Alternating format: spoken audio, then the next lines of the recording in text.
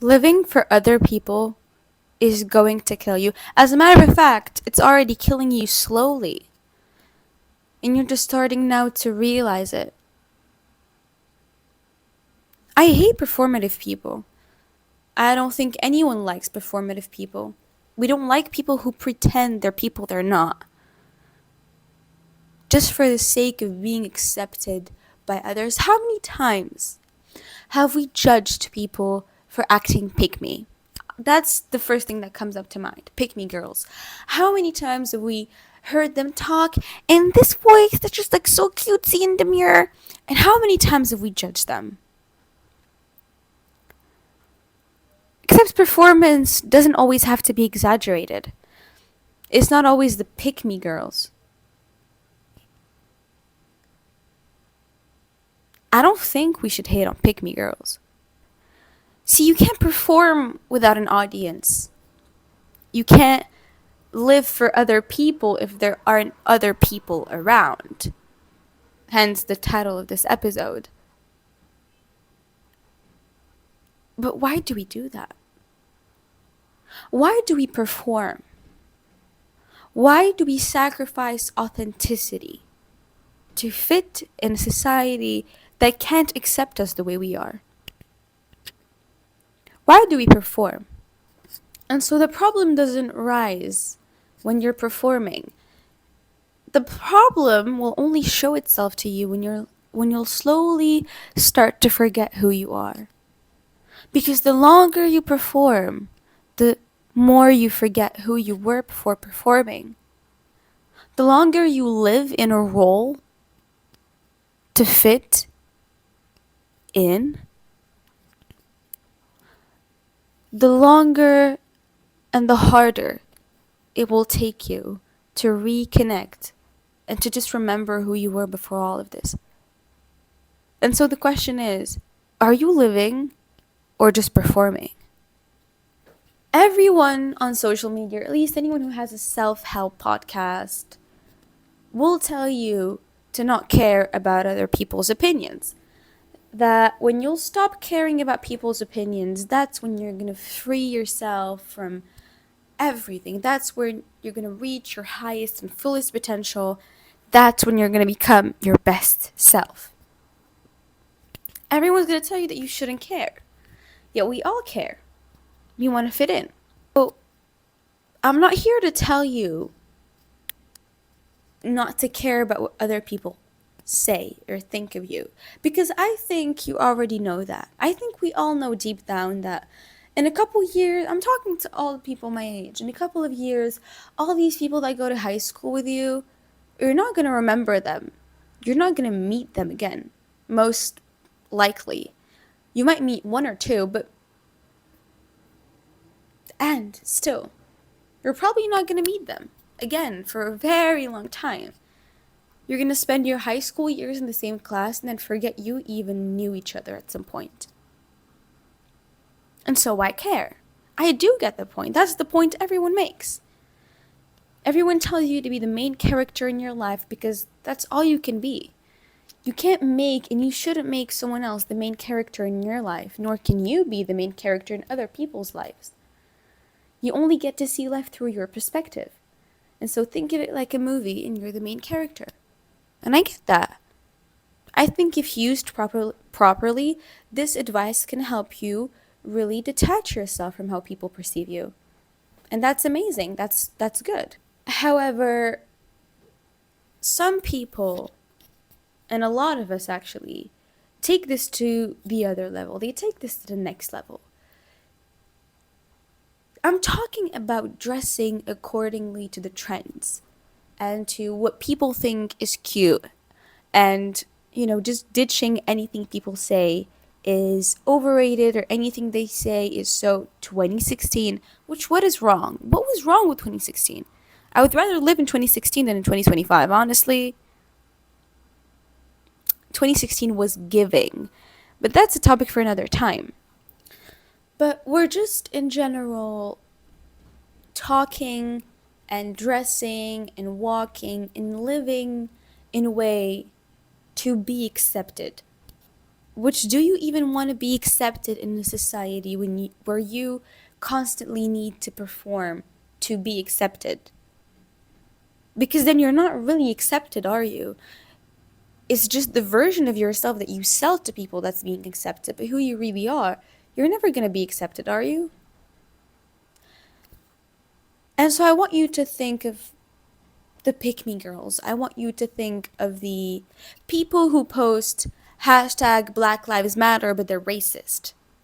People who repost about Palestine, but they drink Coca-Cola. And I know you probably know some of those people. I know a lot of those people, unfortunately. All of those fit into this category called performative people. And it's a category I hate. I loathe it. I despise it with every ounce of my being. Not long ago, we had a math test. And if, by the way, if the person watching, she doesn't speak English, but whatever. Not long ago, we had a math test. Let me give you a quick story time so that you can kind of get where I'm coming from. And there was this girl in our class who is known for loving to perform. And one of the, what is it called? Performative people I hate the most, like a type of performative people I hate the most, is those who are just teachers' pets. They try to do everything to get teachers to like them, which teachers are also people. And so by extension, you're also trying to be accepted by people, and you're also saying things and doing things so that your teacher can like you. That's completely fine. I mean, I get that. It's your teacher and stuff. You want extra credit and stuff. I get that. But when it reaches a level where we're in a test and our math teacher always puts one hard question on the exam, a question that really needs you to think outside the box, to kind of train us to have that mathematical reflex. Tell me why Miss Girl raises her hand to start talking about how, I think I might have found the answer. Good for you. We're literally in the middle of a test. Can you shut up and let us focus? And the test was super easy. We had 2 hours to finish it. Almost everyone finished it in 1 hour. Like, you had to really be bad at maths or to really not have prepared at all to not finish it. And so everyone finished it in 1 hour. But everyone stayed. Not everyone. Some people left, but we tried to stay, all of us, to just kind of review again and again to kind of avoid just losing points over nothing. I got out of the class 10 minutes before the 2 hours ended because I had finished. And I just told the girls, I'm going to bet you she's going to get out of the classroom last. When she finished the exam in 1 hour, I'm telling you she's going to get out of the classroom last. And that's exactly what happened. Why? Because she wants to live that role. She wants to perform and fit into that role where if I get out of the class last, that means I worked really well, or that means that I really took my time, or it means this and this and this and that. Right? So she is performing. She doesn't need to be the last one to leave, but she's performing so. Why? So that everyone else can see that she was the last one to leave the class, and so that especially the teacher can see that she was the last one to leave the classroom. And that is just performative. You really don't need to do that, Pookie, to be accepted. If you're good at maths, you're good at maths. Staying last and leaving the classroom 10 minutes after the test you're not going to gain anything from that, Pookie. And everyone in our class sees through your act. Everyone knows. It's just the teacher that it seems he's the only one kind of being fooled, and I don't even know if he's actually fooled by that. Okay, quick intermission just to add that it's a couple weeks later, because I filmed this pretty long ago, and Miss Girl turned out cheated on that question that she said, oh, teacher, I know the answer to that complicated question. Miss Girl cheated and copied on another person. And so just to kind of hide the fact that she was cheating, she was telling the teacher in the middle of the exam that she had the answer so that the other person could seem like they cheated from Miss Girl. How can you think about all of this in the middle of a test? You really have all the time in the world. All to say that she really is performative. Like, she is being fake and she's trying to make everyone believe something about her that's not true.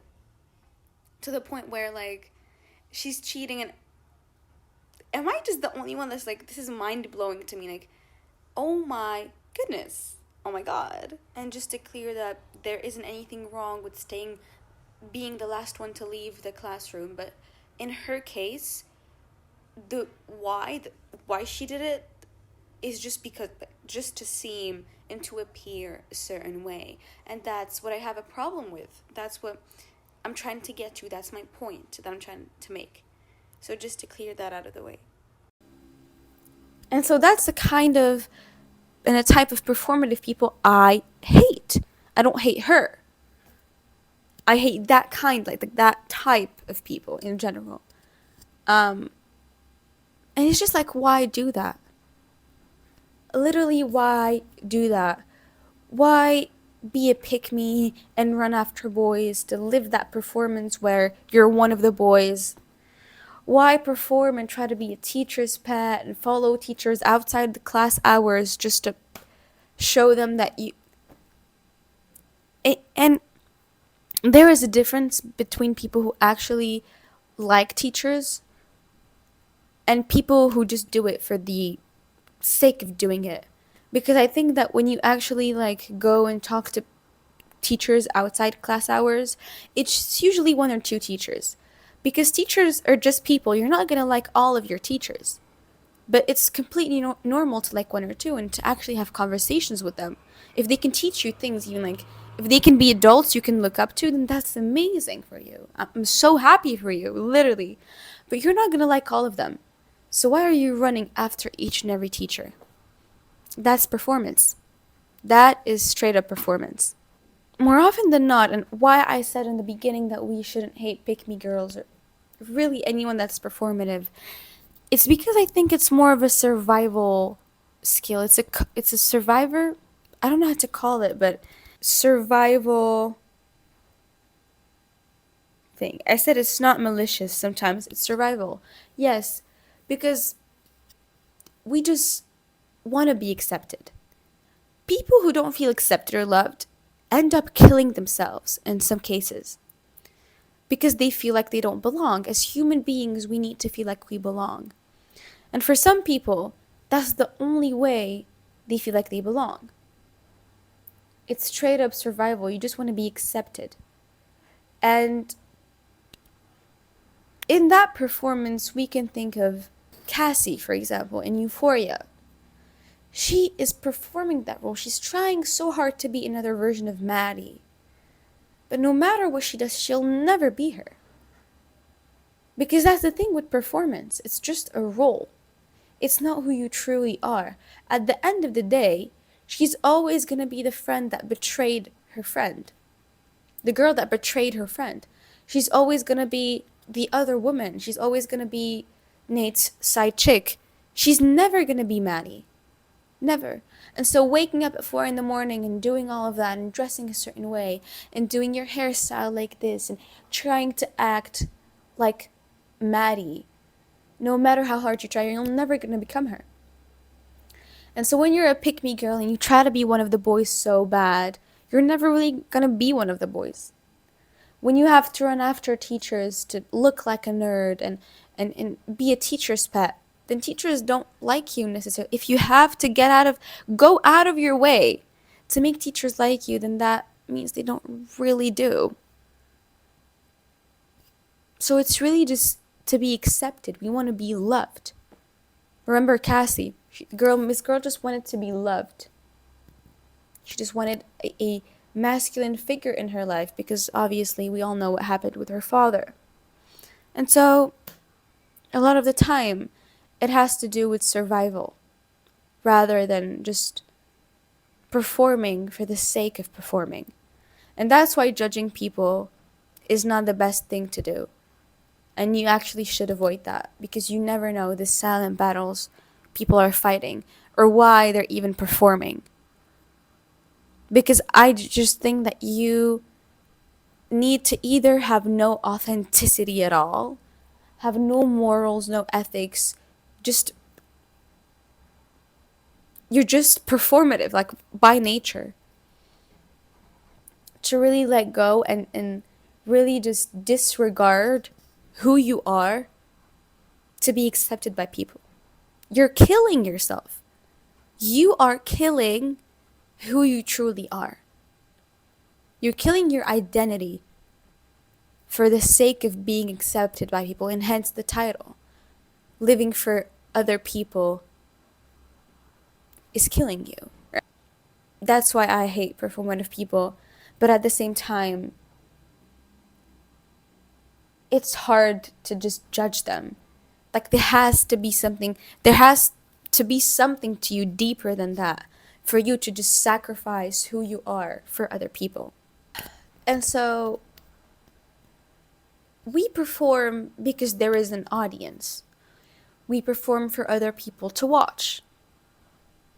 We become mirrors for people, but ghosts to ourselves.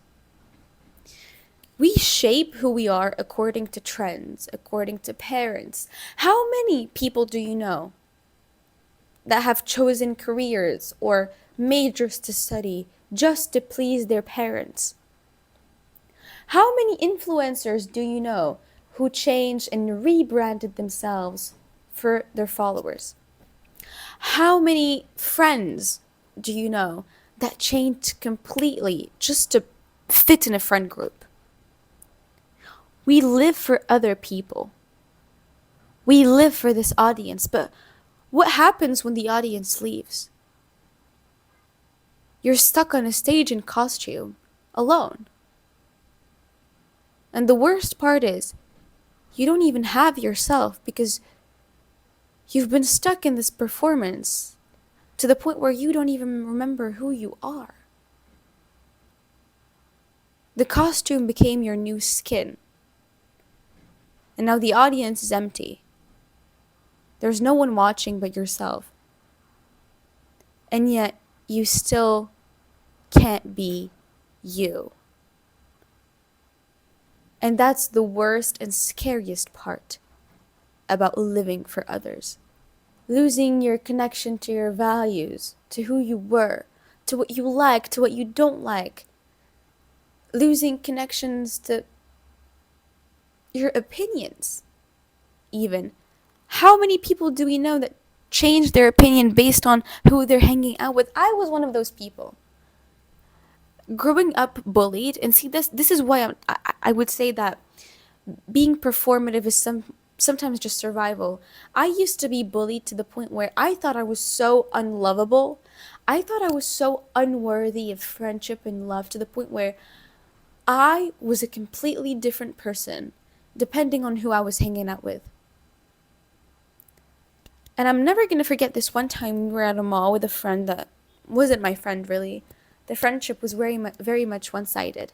And we were getting ice cream. And there was this flavor, blueberry something, and I hated that flavor. Hated it.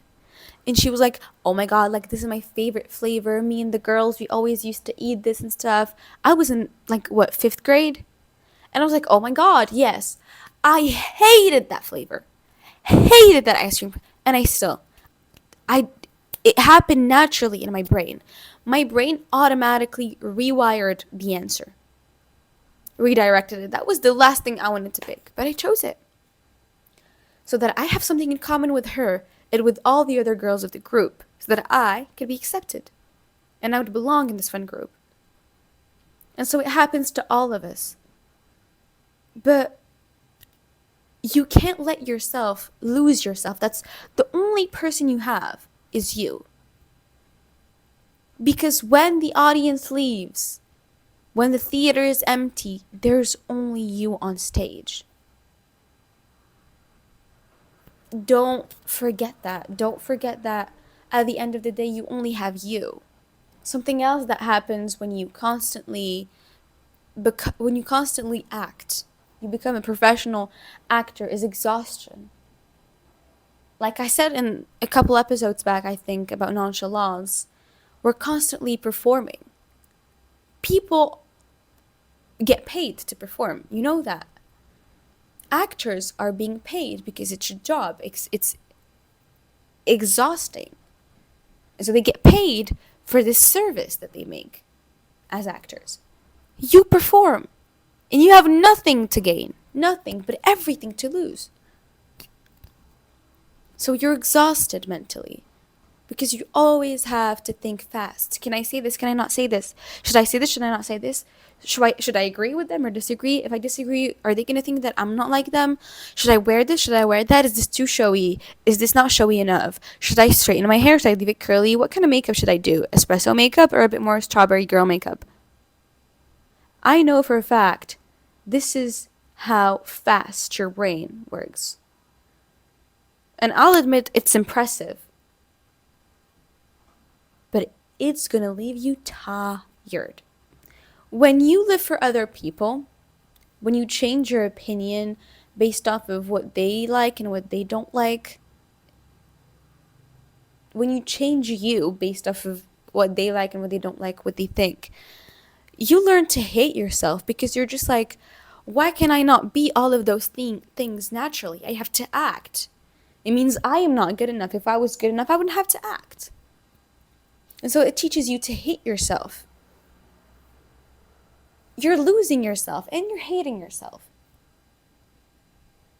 Don't be your biggest enemy. Be your biggest ally.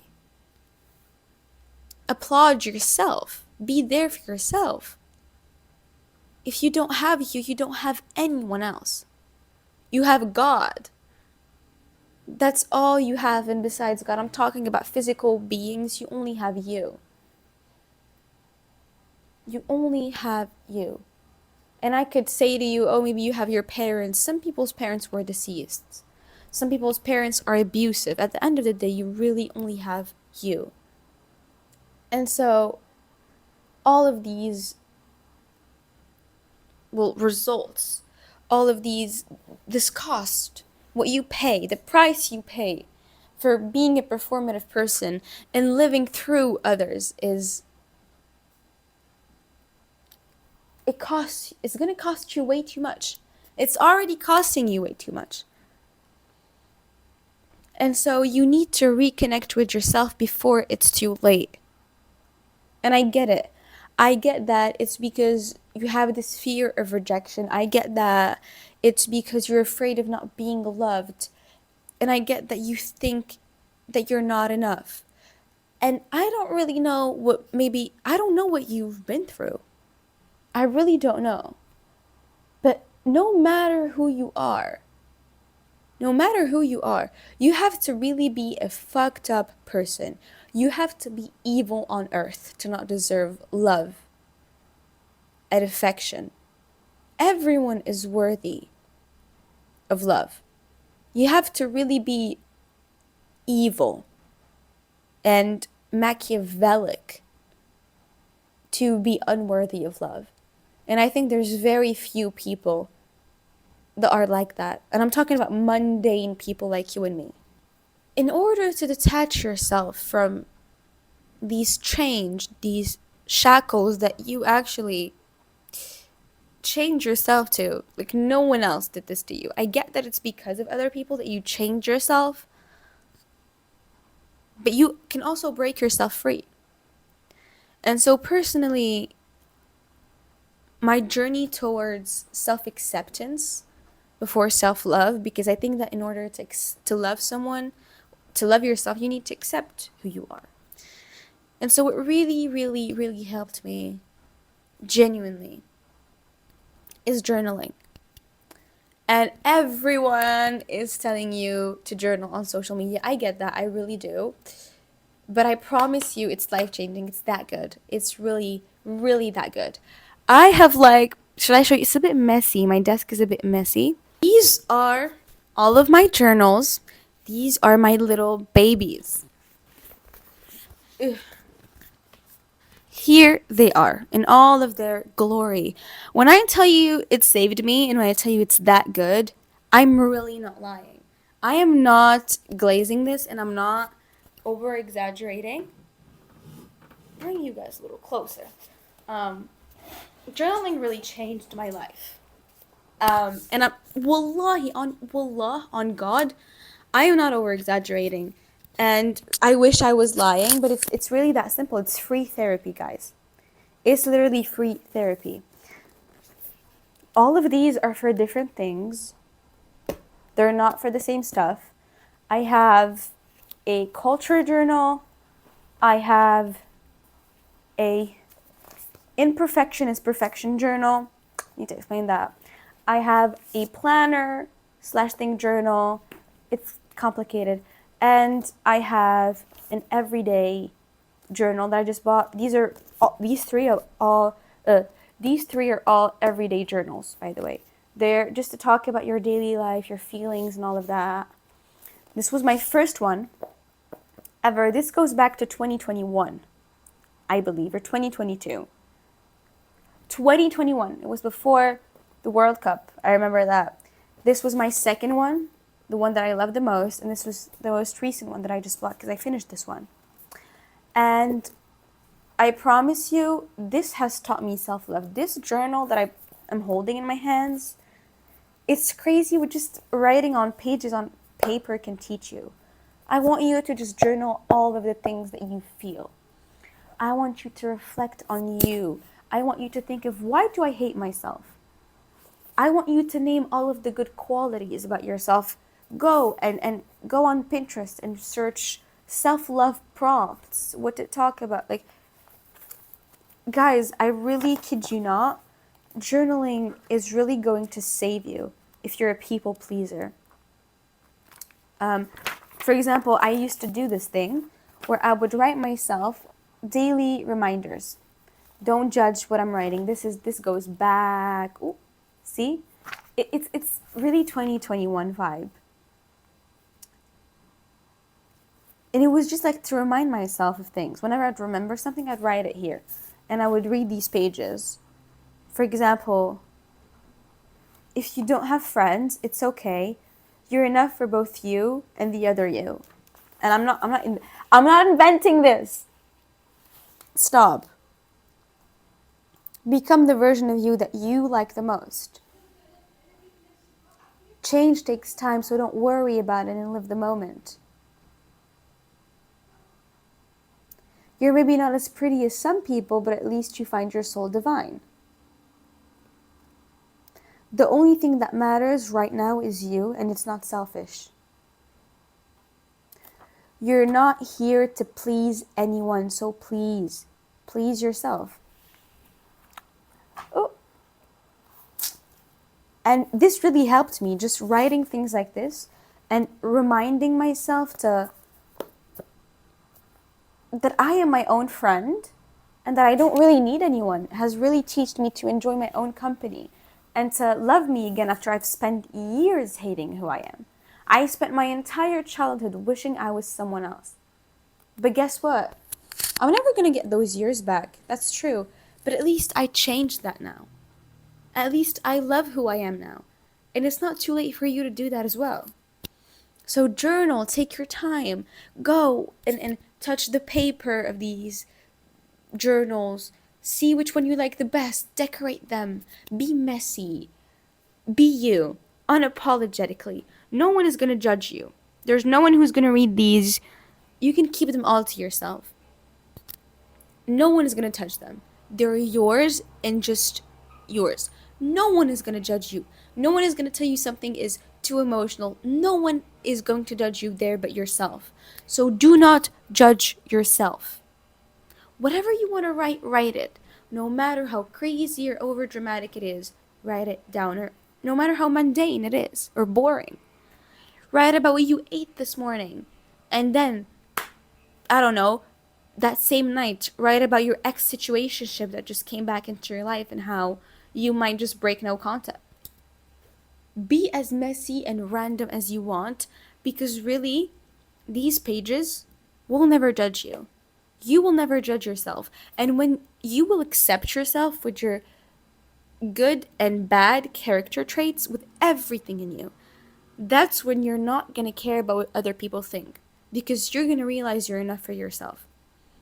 And that's the best thing you could do. That's the best thing you could ever possibly do for yourself. your future self is going to thank you 1,000 times. Only you can save yourself. And it's never too late to do that. I know it can be hard to, like, the reason you're performing is because you want friends, and you probably maybe have them now, but they don't feel genuine, right? Those friendships that you have. And so I'm here to invite you to befriend new people. Be around people that you can be unhinged around. Be unedited, unfiltered. Be you. Even if it's just one or two people, that's fine. And if it's not one or two people and it's just you, be around yourself. And I know it's super challenging. My younger sister is currently living that right now. Being alone because all of the people that go to her school don't really match her vibe, apparently. And it's hard, and she can't do that. She feels like it's the hardest thing to do.